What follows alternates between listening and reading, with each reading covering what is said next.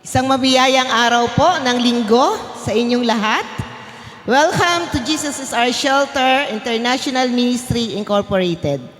Sa mga first-timer po na nadako sa lugar na to, welcome po sa ating sambahan and nawa napagpala kayo ng ating pagpupuri sa Panginoong Diyos. Kumusta po ba ang nakaraang Pasko? Mukhang marami pa pong nasa bakasyon. Mukhang maraming mukha na wala ngayon dito. Anyway, ang bawat araw po ay mabuti sapagkat ang bawat araw ay nilikha ng ating Diyos. And today, we are really blessed to be ministered by a man of God for the first time. Kaya ipakikilala ko po siyang mabuti. Unlike yung mga dati nating guest speaker na pamilyar na po kayo sa mukha and sa kanilang pinag-aralan o pinanggalingan, what church they belong. Pero ngayon po, for the first time, ipakikilala ko po yung kapitbahay natin. Yan. Diyan lang po siya sa tabi-tabi. Sabi nga, mahalin po natin yung mga kapitbahay natin, di po ba? We are one family, for we have one God. Amen po ba? So, ito po, papakilala ko na siya. Pagdating po sa kanyang educational background, siya po ay graduate ng electronic technician, yan, sa Central Luzon State University, year 1991. So, kanina po parang nagko-compute ako, ilang taon na kaya siya? Ayoko nang computein. Kasi ko-computein ko pa yung from kinder hanggang makagraduate siya ng college. Tapos i-add ko pa sa kanayang edad na yan. Then, nag-graduate din po siya ng Bachelor of Secondary Education, major in Mathematics, sa the same school po, tama? Nueva Ecija? Naiiba po. Nueva Ecija University of Science and Technology.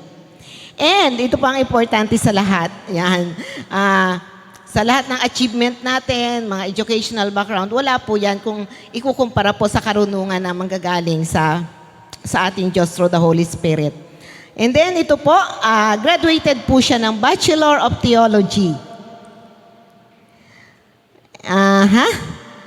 Bachelor of Theology, and saan po yun? Sa Foursquare Bible College, sa Project 4, Quezon City, batch 2004. And now, when it comes sa mga ministries po na hinawakan niya, he became assistant pastor of Manila Blind Church in Project 4, Quezon City. Yan, kasi po, doon siya nag-graduate sa Quezon City. So, may nakita po siya dong opportunity to minister. Kaya ang first na ministeryo po niya, naglingkod siya bilang assistant pastor sa Manila Blind Church sa Project 4, and then became assistant pastor, yan, dito na po to sa New Life, Foursquare Gospel Church, here po in Barangay Taal, Pulilan, Bulacan. Dito lang po sa tabi-tabi. Yan. Yan, that was 2002 to 2006. Mukhang malayo-layo na talaga ang tinatakbo ng kapatid natin, ano? Tagal na po, 2002 to 2006. And because of God's promotion in his life, he became a senior pastor of New Life Foursquare Gospel Church until the present time. Yan. And then, ano pa po yung iba niyang mga pinagkakaabalahan? He is the, coordinator of Northfield Foursquare Bible College Extension. OIC coordinator po siya from 2015 up to the present. And then, he is the superintendent of Central Luzon District 2014 to present. And now, siya po ang secretary ng CMAP. Alam naman natin kung ano yung CMAP, siya po yung samahan ng mga kapastoran sa buong Pulilan. Christian Ministerial, ano ba ang CMAP? Association of Pulilan. Siya po ang present secretary. Nung ako pa po uma-attend, hindi nung panahon ko pa kasi panahon ko pa rin naman ngayon. Nagkataon lang po si Pastor Ercel yung aktibong uma-attend ng CMAP. Nung pong aktibo ako uma-attend, ang secretary po nun ay si Pastora Josie. Yan, si Pastora Josie. Now, sila na po ang pumalit. Silang mag-asawa. And then, he's also a Hebron Bible College teacher from 2006 to 2008. And a live stream ministries for Compassion Philippines from 2008 to 2010. Oh, yan. Very, rin po siya, talented. He knows also to play piano, bass guitar, yan. Sa drum, marunong din po siya. Ladies and gentlemen, Jesus is our shelter church. Let us all welcome and give glory to God to the life of Pastor Rod Ventura.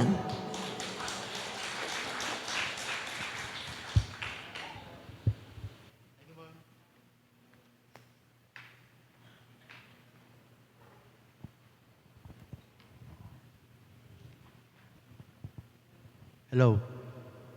Magandang umaga po.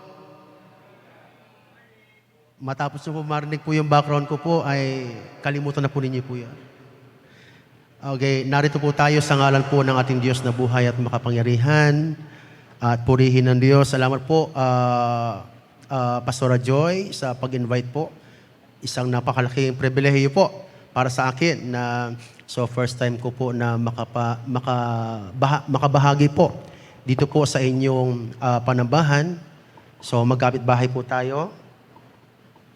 Ang lagi kong namimit po ay si Tatay Charlie. Tama ba, no? Si Nanay. Suki po kami niyan. Pagdating po sa Hilutan. Okay. Si Kuya Buboy, yan. So salamat po. And then, yung iba po, mga nakasama po namin. So maraming salamat po. At tayo po ay magkakapit-bahay po. Salamat po sa pagkakataon na ma-invite po sa ganitong pagkakataon po. At purihin ang Diyos. At sa umaga pong ito ay... So, simulan na po natin. Muli po, Happy New Year. At papasok po tayo ng 2025. Malakas. Kompleto ang mga daliri natin. 10 mga daliri. Kamay. Pag paa, hindi na 10 yun. So, another 10. Okay, so... Our objective for God's message today ay, alam niyo po, sa lahat po, kami mga pastor, kasama na po si Pastora, at maging si Pastor Ersel, talagang hindi kami tumatayo sa sarili lang po namin. Mahirap tumayo, lalo na po kung ang message ng Lord ang dadalhin po, no? Kaya maingat po namin na dinadalangin kung ano yung particular na message po na nais iparating ng Panginoon.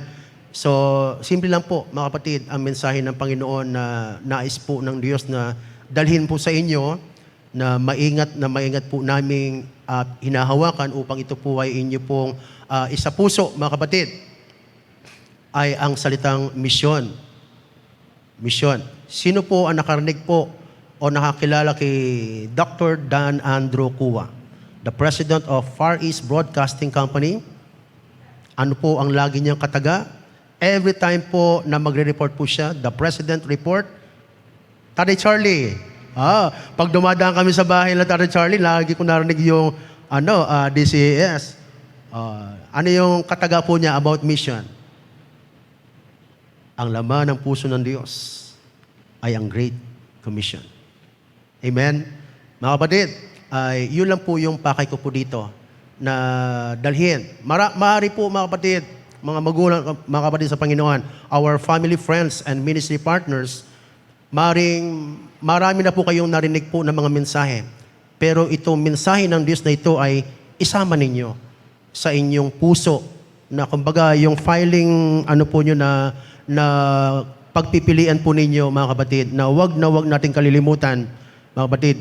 Sabi nga, kapag matagal na, matanda na ang isang Kristiyano, ay turuan silang bumalik sa basic. Pag panimula pa lang, simulan silang turuan ng basic, mga kapatid. Mga kapatid, napunta po ako sa lugar po dito, from Nueva Ecija, napunta po ako ng Project 4, Quezon City, and then napunta ako ng Bulacan. Alam niyo po ba, dahil sa mission. Mission. Pagdating naman po sa mission, may mga particular po yan, mga kapatid. At yun po ay music mission, mga kapatid. ginamit po ako ng Panginoon po dyan. Napunta ako dito sa Bulacan dahil po sa music mission. So, yun po.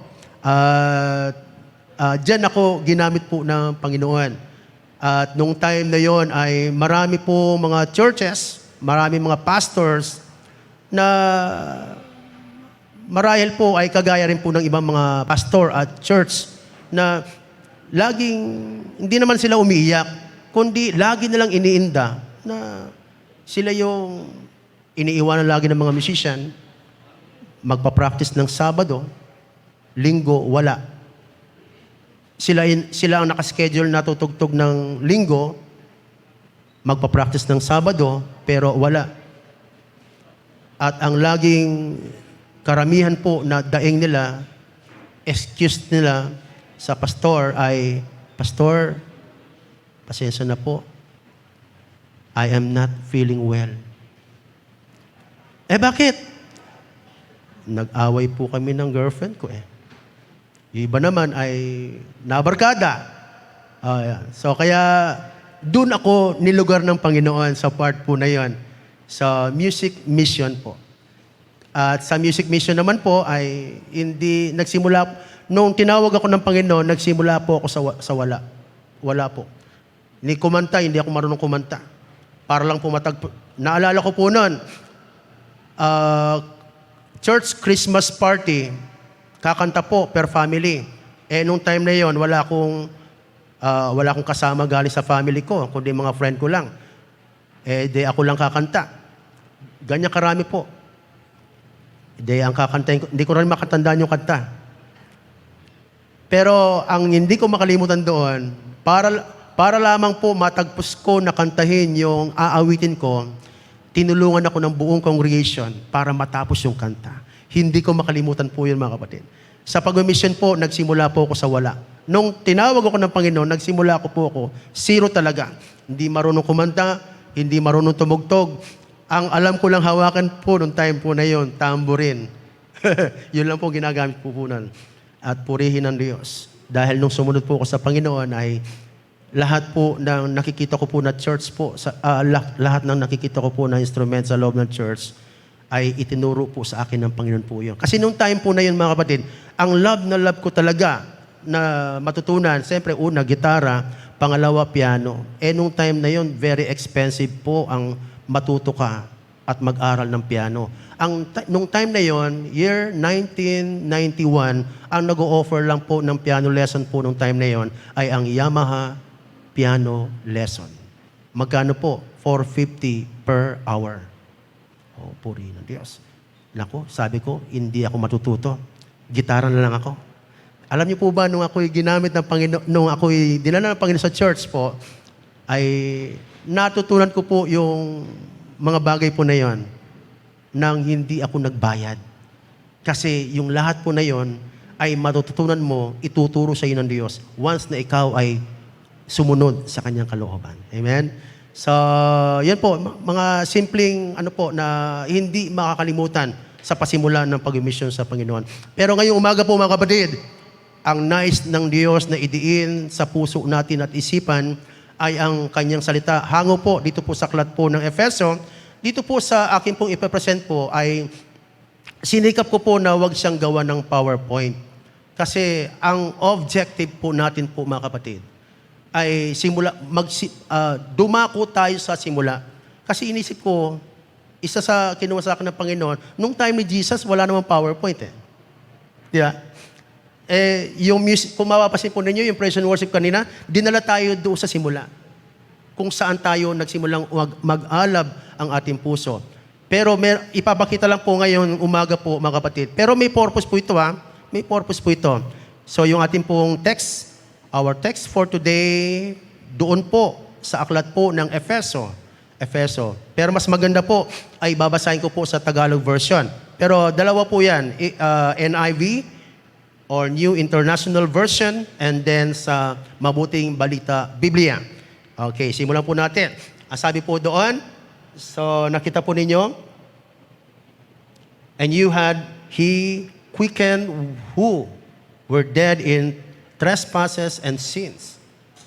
Next, verse 2. Pero Diretso ko na po sa Tagalog po, no? Mula verse 1 para tuloy-tuloy po. Okay, noong unay patay kayo dahil sa inyo mga pagsuway at mga kasalanan. Verse 2, sinusunod ninyo noon ang masamang takbo ng mundong ito at napailalim kayo sa pinuno ng mga kapangyarihan sa himpapawid ang espiritu naghahari sa mga taong ayaw pasakop sa Diyos. Ang totoo, tayong lahat ay dati ring namumuhay ayon sa pagnanasa ng ating laman at sumusunod sa mga hilig ng katawan at pag-iisip. Kaya't sa ating likas na kalagayan, kabilang tayo sa mga taong kinapupuotan ng Diyos. Subalit, verse 4, napakasagana ng habag ng Diyos at napakadakila ng pag-ibig niya sa atin. Tayo'y binuhay niyang kasama ni Kristo noong tayo'y mga patay pa dahil sa ating pagsuway. Naligtas nga kayo dahil sa kanyang kagandahang loob, dahil sa ating pakikipag-isa kay Kristo Jesus. Tayo'y muling binuhay na kasama niya upang mamunong kasama niya sa kalangitan. Verse 7, ginawa niya ito upang sa darating na mga panahon ay may pakita niya ang di masukat na kasaganaan ng kanyang kagandang loob sa kabutihan niya sa atin sa pamagitan ni Kristo Jesus. Verse 8, sapagkat dahil sa kagandang loob ng Diyos, kayo ay naligtas sa pamamagitan ng pananampalataya at ito'y kaloob ng Diyos at hindi mula sa inyong sarili.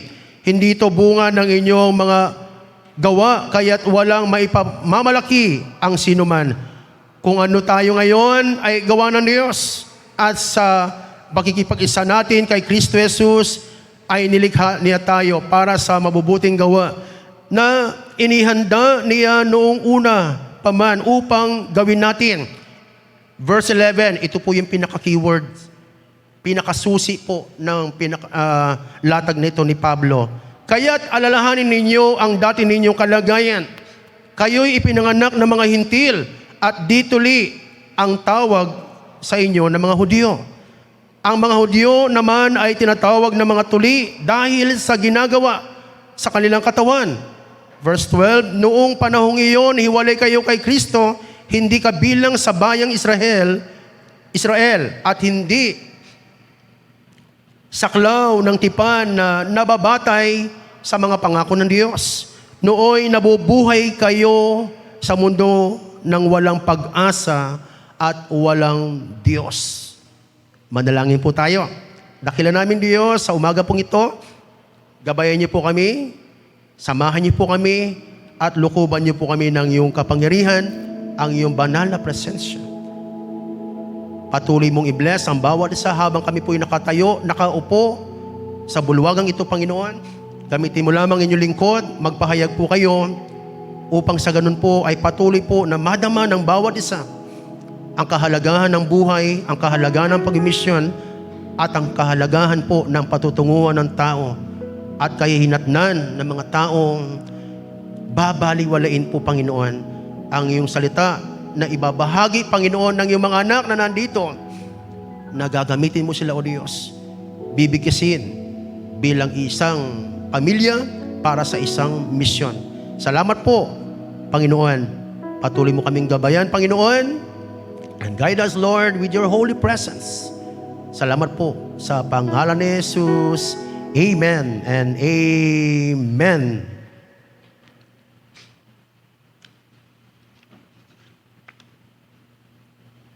Okay po, ang paggawa ng mabuti sa ating kapwa ay magandang bagay. Magandang larawan. Hangarin, lalo na po ngayon, sa panahon pong ito. Eleksyon. At kapag pinagsalita mo sila, ay maganda ang hangarin nila. Tayo rin po, bilang church, alam naman natin, marami nang nagturo sa atin na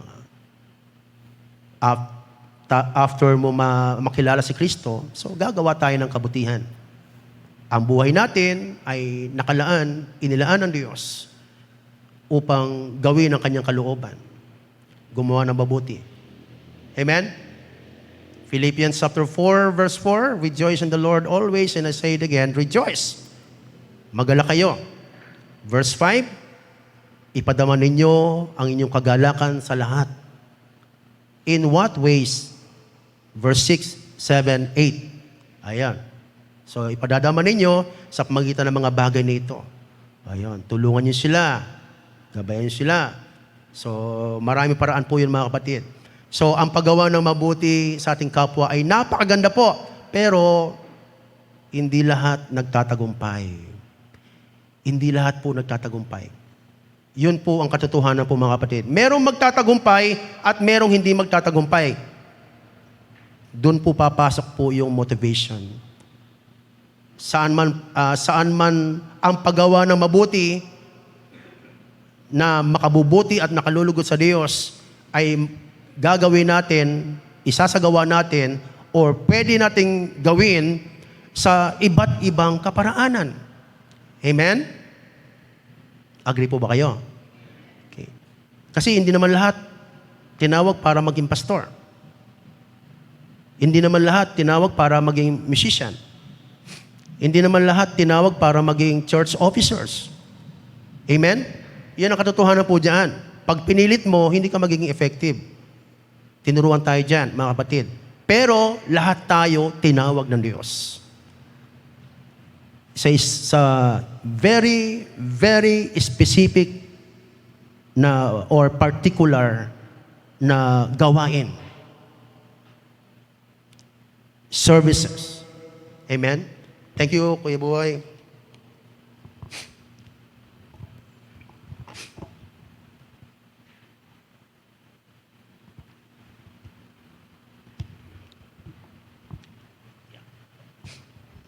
Lahat po tayo ay tinawag ng Diyos.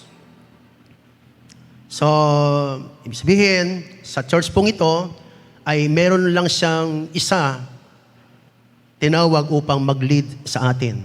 At yun ang susuportahan natin, kapatid. Lahat tayo ay tinawag ng Diyos upang gawin ang kanyang kalooban. Upang gawin ang kalooban ng Diyos, lalo na ang paggawa ng mabuti sa ating kapwa. Amen. Pero hindi lahat ay magtatagumpay kasi may kanya-kanya po tayong motivation. Kaya sa atin, importante po sa atin po, mga kapatid, ano yung nagpupush sa atin? Ano yung nagmo-motivate sa atin para gawin ito? So dito po sa aklat po na sinulat po na po sa Pablo, so ang mahalaga po dito, mga kapatid, ay yung salita ng Diyos ay pag-aralan po natin, i-memorize po natin, mga kapatid, ayon sa sinasabi ng Diyos through Apostle Paul. Ano ang paraan, mga kapatid, upang masiguro natin na magtatagumpay tayo? Yung keyword sa verse 11, remember. Remember. Sabihin natin, alalahanin. Sabihin po natin, alalahanin. Ayun. Yun ang sabi ni Paul. Upang magtagumpay tayo. Kasi in connection doon sa verse 10, sabi ng verse 10, ano yung command dito ano yung design? Dinesign sa atin ni God na dinikta ni Apostle Pablo. Kung ano tayo ngayon ay gawa ng Diyos. At sa pagkikipag-isa natin kay Kristo Jesus, pakipost mo lang, verse 10. Kung ano tayo ngayon ay gawa ng Diyos at sa pagkikipag-isa natin kay Kristo Jesus ay nilikha niya tayo para sa mabubuting gawa. Malinaw po yan. Para sa mabubuting gawa na inihanda niya noong una pa man upang gawin natin. Amen? Okay, for we are His workmanship, created in Christ Jesus unto good works which God had before ordained that we should walk in them. So, yun na yung disenyo natin. Amen? So, kung babalikan po natin, yung Christ Commission, Matthew chapter 28 verse 20. Nakalagay po doon. Tama ba? Verse 20, chapter 20, verse 28. 28, 20. Okay. Sabi doon ay,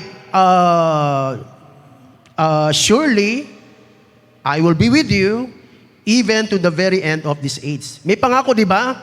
May pangako po. Pero yung pangako na yun ng Diyos ay para doon sa mga susunod sa Kanya. Kaya hindi lahat ay magtatagumpay. Ang magtatagumpay lang na sigurado at nakakasiguro, garantisado, ay yung mga susunod at gagawin yung kalooban ng Diyos.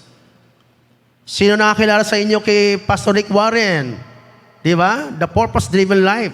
Isa sa mga puntos niya doon, we are all God's created for God's pleasure. We are all created for God's pleasure. Nilikha tayo ng Diyos. Yun po ang pagkakadesenyo sa atin ng Panginoon. Nung tayo ay tumanggap sa Diyos, through our Lord Jesus Christ, purihin ng Diyos. Hindi aksidente po yun, mga kapatid. Yun ang diin ng mga pastor natin. Hindi aksidente na nakilala natin ng Panginoon. Mga kapatid, hindi aksidente na ikaw ay nandyan. Nandyan ka dahil special ka sa Panginoon. Bakit special? Ang daming tao, pero iilan lang yung nag-response. Kung babalikan po natin, chapter 1 ng Book of Ephesians, ginamit po ni Paul yung word na we are chosen and elect. Amen? So tayo ay pinili at, so dalawa yun pinili tayo at itinalaga. Dalawa po yun. Kaya ito pong Book of Ephesians ay ginagamit po ito sa Bible study po, mga kapatid. So, chapter 1, ginamit ni Paul yung tayo ay tinawag at itinalaga. So, magkaiba po yun, mga kapatid.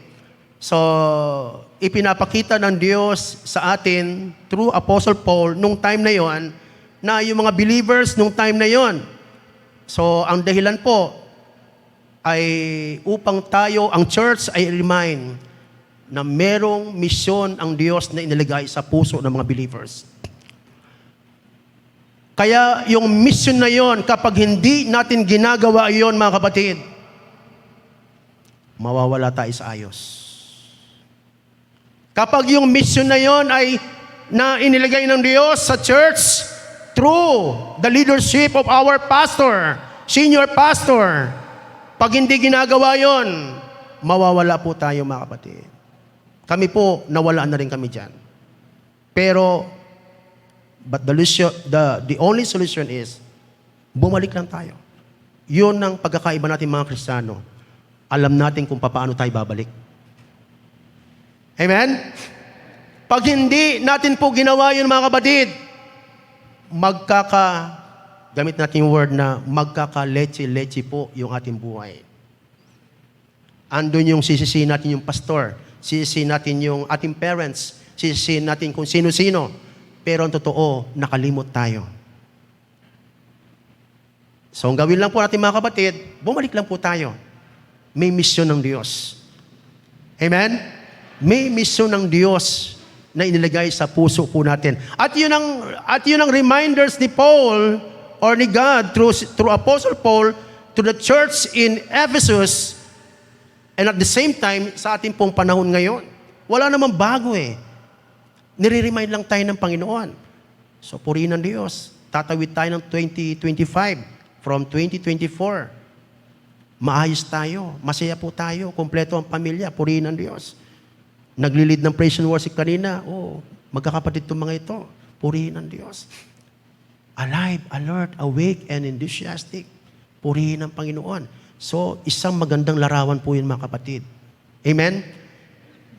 Pero alam ko, meron tayong hinaharap na malaking problema.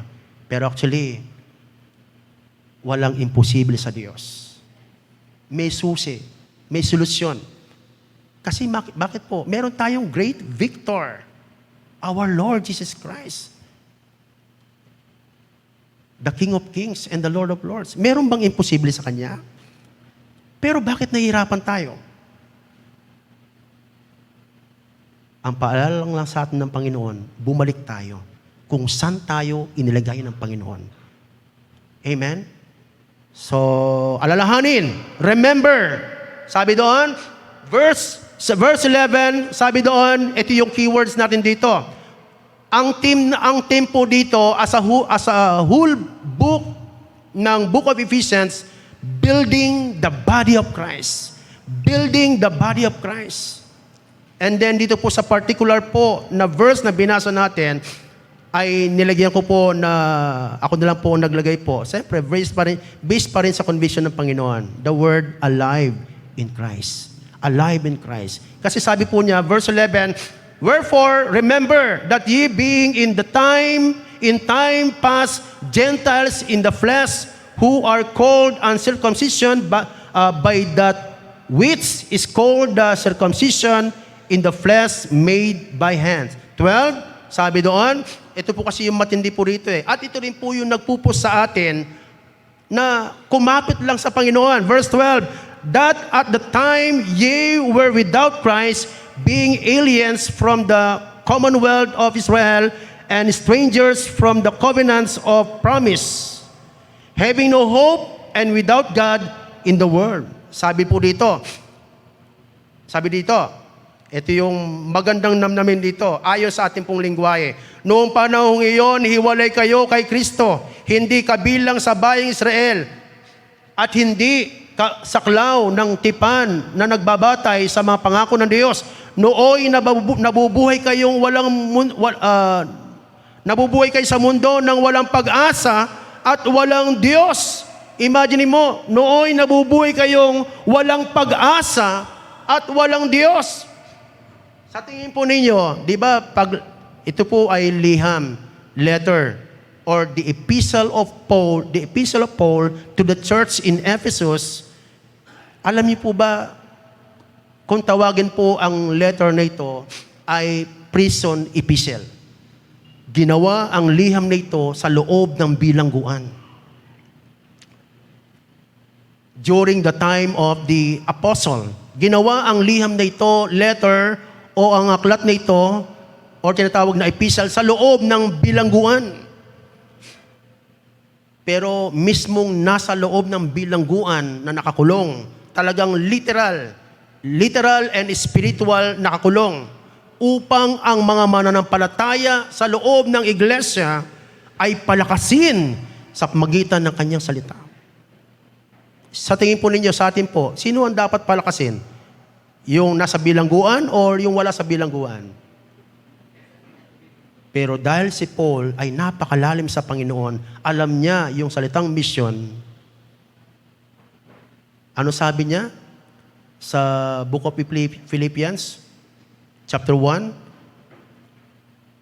but for me, to live is Christ, and to die is gain.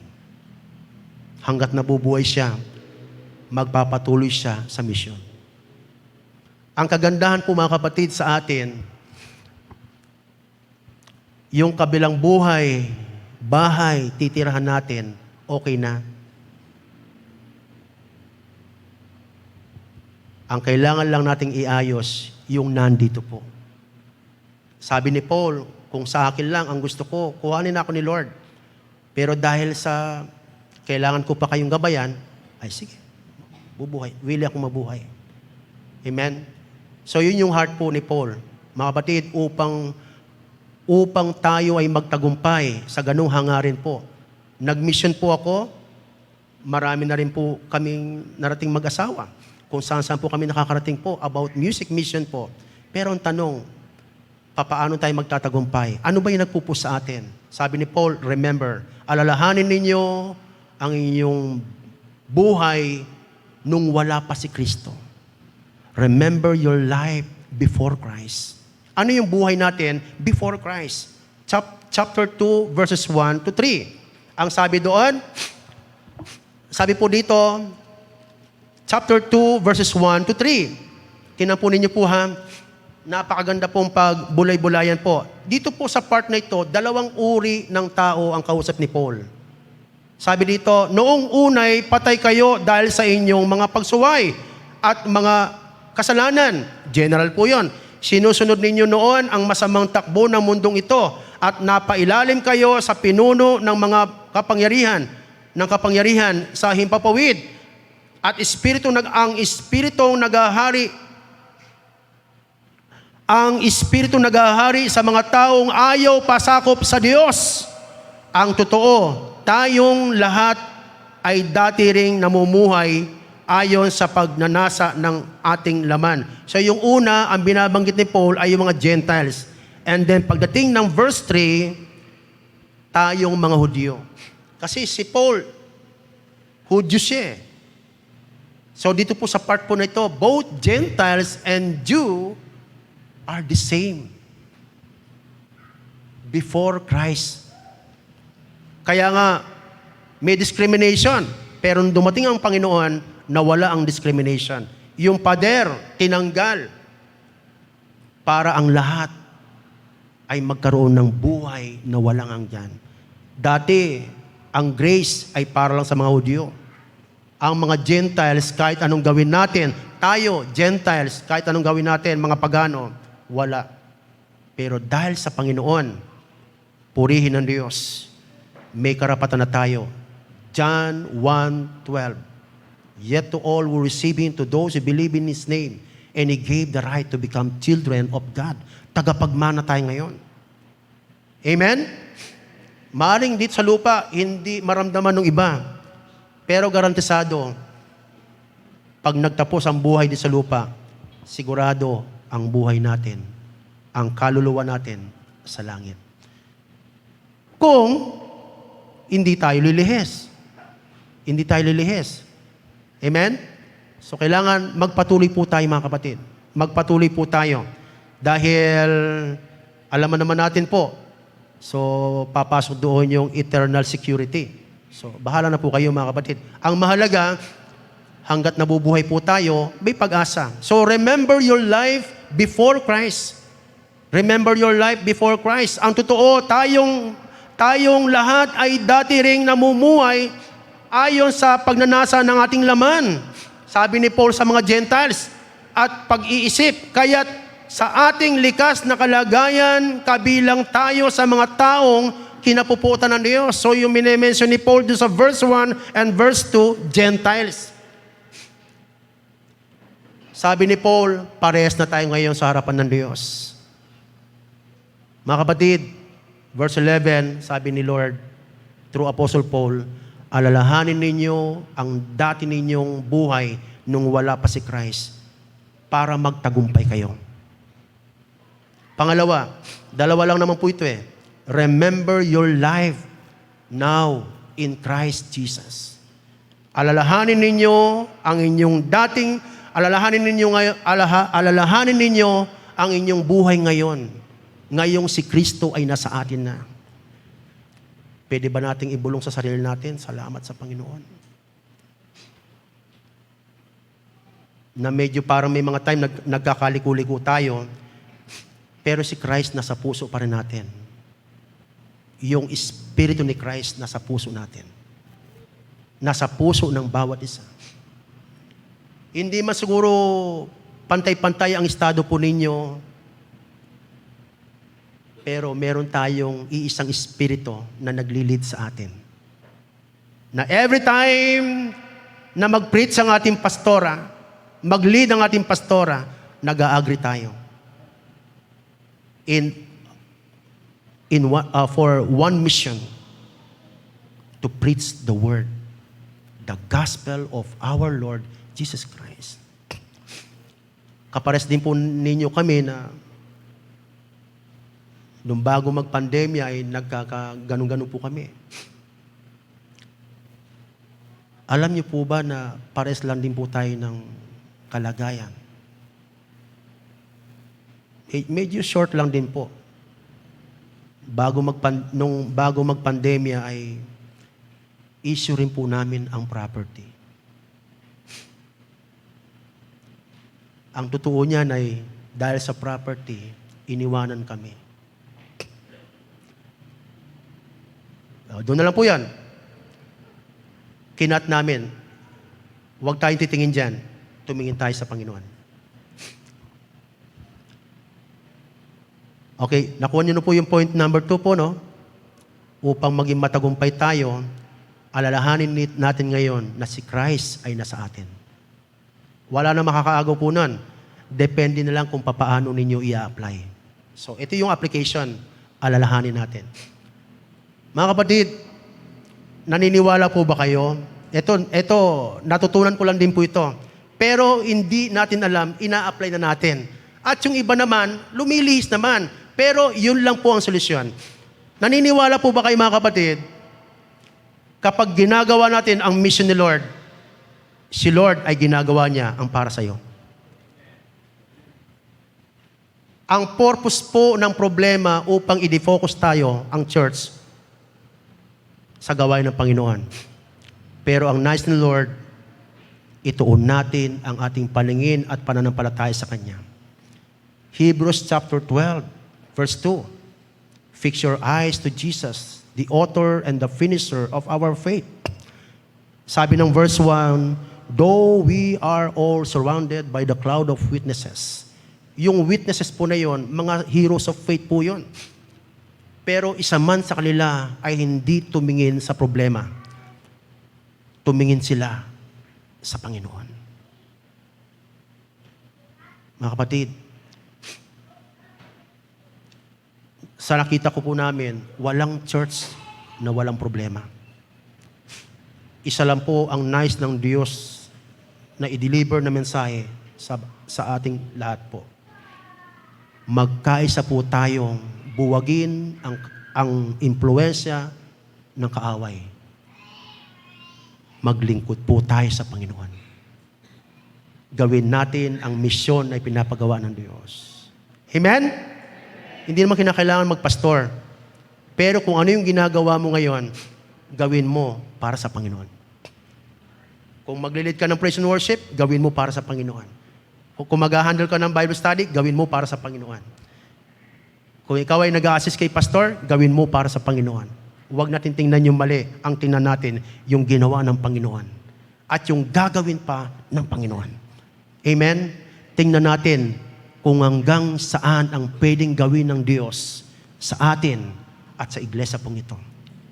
Mga kapatid, mahal na mahal ng Diyos ang iglesang ito. Dahil ito ay tinubos ng dugo ng Panginoon. Huwag tayong papayag na buwagin ng kaaway. Amen? Sabi nga, kung sino ang matibay ay sumatira, hindi. Kung sino ang naglilingkod sa Panginoon, yon ang magwawagi. Amen? Basta't alalahanin natin yung dating buhay natin at ngayong si Christ ay kasama natin. Naglilingkod tayo ngayon na kasama ang Panginoon. Purihin ng Diyos. At nakakasiguro po tayo, magtatagumpay po tayo dahil sasamahan tayo ng Panginoon. At yon ang pangako ng Diyos. At bago po ko isarado po ito, sabi ng mga talata ng Diyos, ang kanyang mga pangako, mahalaga po mga kapatid, pag-aralan natin ang salita ng Diyos. Kasi yan po ang daladala natin. Sabi po ng John 15:7, if you remain in me and my words remain in you, ask whatever you wish. Dahil ang sabi po niya, Ephesians or Efeso 3:20, sabi niya doon, sapagkat sa Diyos na makagagawa ng higit kaysa lahat na maaari nating hilingin at isipin sa pamagitan ng kanyang kapangyarihang naghahari sa atin. Ang kapangyarihan ng Diyos ay naghahari sa atin. Gamitin natin. Pag-alabin natin, ibahagi natin. Amen? Tayo pong lahat ay tumayo, mga kapatid. Manalangin po tayo. Hallelujah. Nawa ay patuloy po nating pagbulay-bulayan, isipin, alalahanin, pagyamanin ang pangako ng Diyos. Dakilan namin Diyos sa umaga pong ito. Salamat po sa pagmamahal mo sa Jesus is our shelter, Gios family. Patuloy mo silang bigkisin with one Spirit, one Lord, one hope na tinubos ng iyong dugo. Patuloy mo silang pagpalain, Panginoon, gabayan, ingatan po, Diyos. Maging matagumpay at marami pa silang maabot na tahanan or family kasama ng kanilang family, friends, and ministry partners. Patuloy mong i-bless, Panginoon, ang iglesyang ito sa pamumuno, Panginoon, ng kalapong ng inyong lingkod, Pastora Joy. Salamat po, Diyos. Pinupuri ka namin at pinasalamatan sa pangalan po ng aming Diyos na buhay at makapangyarihan in Christ Jesus through the power and presence of the Holy Spirit. Manatili po tayo nakatayo. Gusto ko pong kunin po ang pagkakataon pong ito upang ipag-pray po si Pastora Joy. Pastora, dito po kayo, pag-pray po natin. Pwede po bang i-lay hands natin si Pastora Joy? Tinawag po ng Diyos si Pastora Joy upang kayo po ay i-lead. Maring siya ang magpapasimula, pero maraming lingkod ng Diyos na ititrain through her leadership. Malaking bagay po ang inyong panalangin para sa Kanya. Dakila namin, Diyos, our Heavenly Father, Lord, we come to you, your presence. Patuloy po, Lord, ninyong bigkisin ang tahanan pong ito through the leadership of Pastora Joy. Pagpalain niyo po siya, patuloy po na maging blessing. Salamat po sa buhay, kalusugan po. Marahil, Panginoon, ay salamat po, Panginoon. Sa kabila po, Panginoon, na marahil ay meron pa po mga nagdadalamhati. Pero it's time, Lord, ng iglesia pong ito, Panginoon, ay kumawala, muli ay bigkisin mo ng iyong kapangyarihan. Pagpalain niyo po si Pastora Joy, ang kanya pong leadership, sa bawat sasabihin po niya, sa bawat paplanuhin po niya, sa bawat iisipin po niya, at mga programang bubuuin, Panginoon, about mission. Lord, ito po ay manggagaling, Lord, sa inyo po mga instruction, Panginoon. Salamat po. Pinupuri ka namin at pinasalamatan dakila namin Diyos, maging ang kanya pong family, ang kanya pong income, resources, at lahat, Panginoon, na makikiisa, Panginoon, sa kanya po mga plano, Panginoon, vision, mission, o Diyos, maging ang desire ng kanyang puso, Lord, mangyari po according to your purpose and great plan. Salamat po. Sa pangalan po ng aming Panginoong Hesus, maging ang lahat po, Lord, ng mga leaders, subordinates, Lord, under her. In the name of Jesus, Panginoon, kayo po ang siyang mangunguna, Panginoon. Salamat po, Panginoon, sa pangalan po ng aming Panginoong Hesus. Amen and amen. Pastora, God bless po. God bless po. Thank you po and God bless.